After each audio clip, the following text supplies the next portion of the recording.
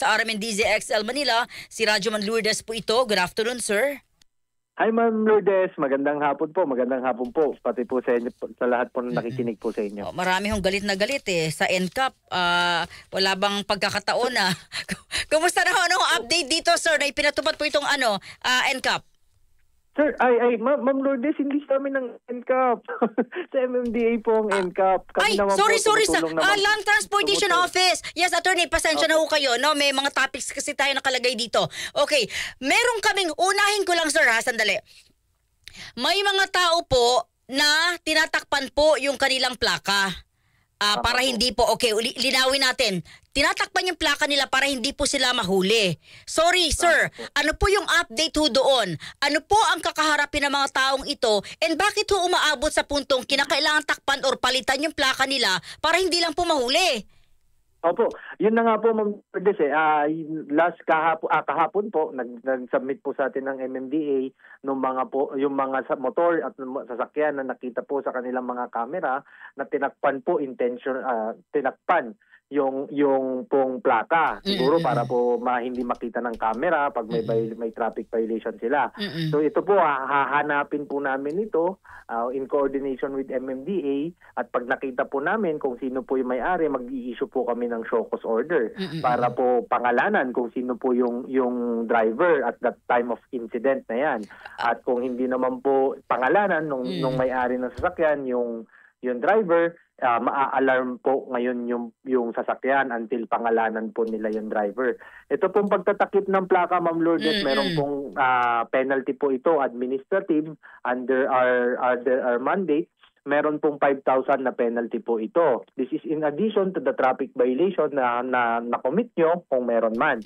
Pangalawa po, hindi lang po administrative dito. Kasi sa motor po, lumabas po kasi yung bagong batas yung Motorcycle Crime Prevention Act.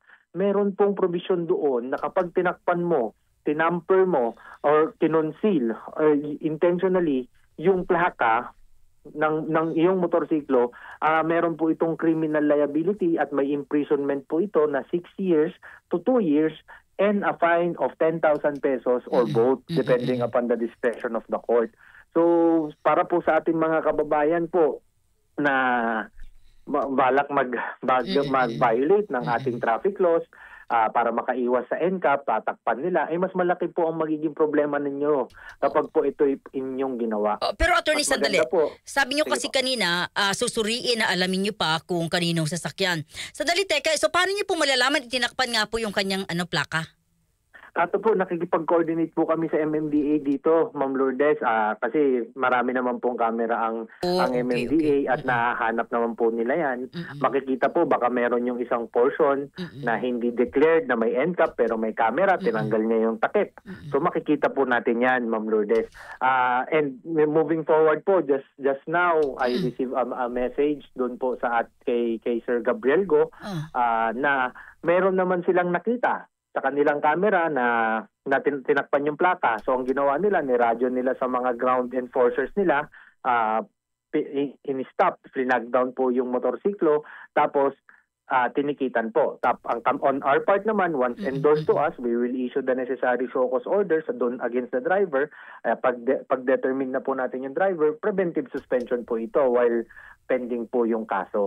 Attorney, sa mga nakikinig na motorista, may nasampulan na po ba kayo na mga motoristang tinakpan ng plaka para hindi makita sa camera? Meron po tayong nasampulan last week, Ma'am Lourdes.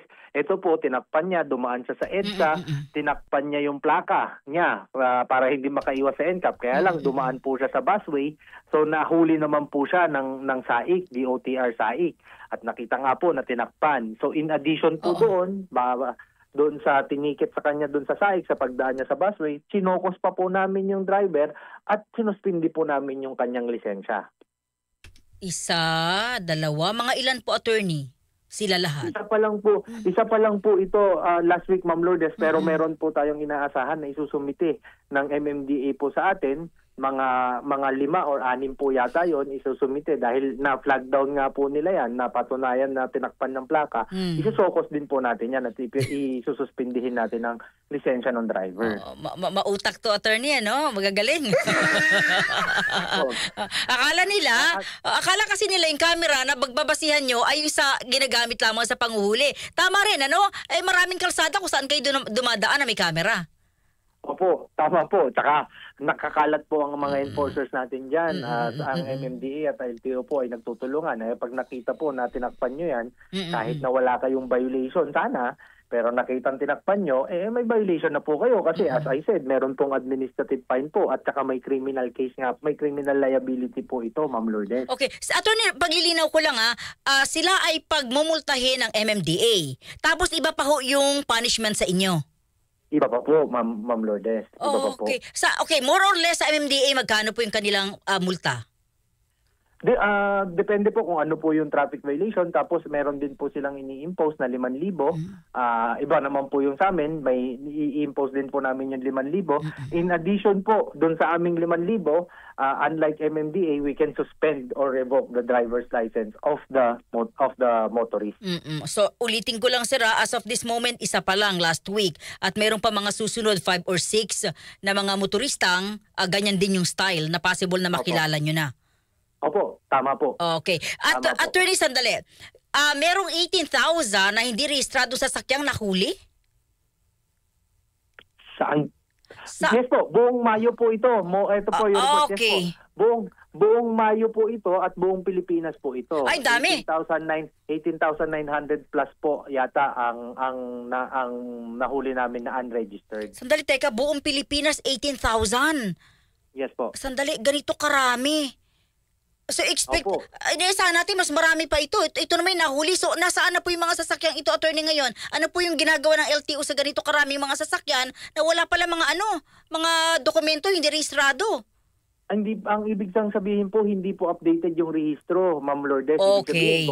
Kung nakapag-rehistro po sila noong 2023, noong 2024, hindi po sila nagrehistro or due for registration na sila ngayon 2025, hindi po sila nakapag-rehistro. Yan po yung unregistered na tinatawag po natin, Ma'am Lourdes. Okay. Wala naman tong additional violation. Instead, dapat iparehistro lang, may dagdag nga lang babayaran. Opo, kasi nahuli ka na po na unregistered, so meron ka na pong babayaran na 10,000 bilang mahal. as unregistered. Tapos dahil nga po unregistered ka, hindi po natin na-check ngayon yung roadworthiness ng inyong vehicle. Papasukan pa po yan. Ang pagpapaneho po ng unroadworthy vehicle, papasok po siya sa reckless driving.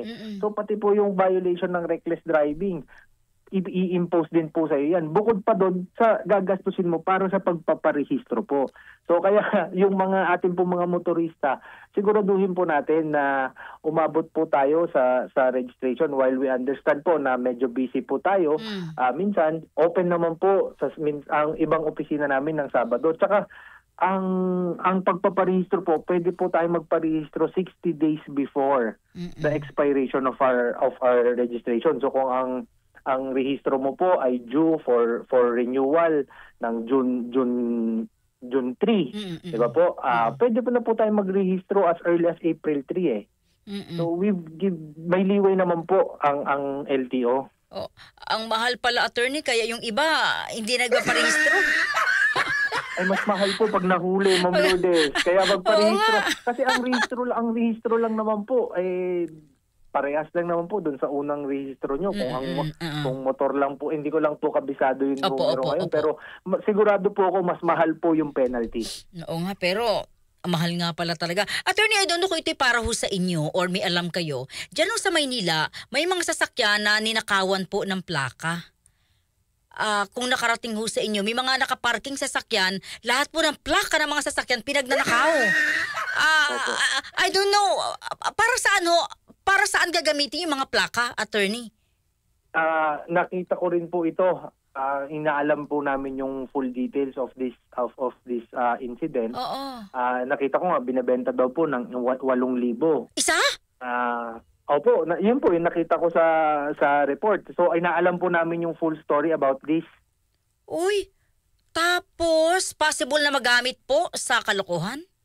Paari po. Kasi pag nagpalit, pag ang titignan, Plaka. alam naman po natin, ang plaka is the unique identification of a vehicle. So, paari po. Kaya ingat po tayo lagi sa ating mga plaka. Kung dadaan ko sa sa may kamerang kalsada, gagamitin nila yung peking plaka, possible yun. Possible po, Ma'am Lourdes, pero worst case, ang pinakamasama po dyan kung gagamitin po para sa pag-commit ng krimen. Yun po. Attorney, nasa inyong mensahe sa ating mga kababayan na nakikinig sa atin, particular yung mga nasa gitna ng lansangan ngayon? Opo. Unang-una po sa atin pong mga motorista, tayo po ay mag-ingat lagi at medyo mainit ang panahon. Magdala rin po tayo ng pasensya dahil alam naman po natin na ang trapiko nagpapainit po sa dugo natin.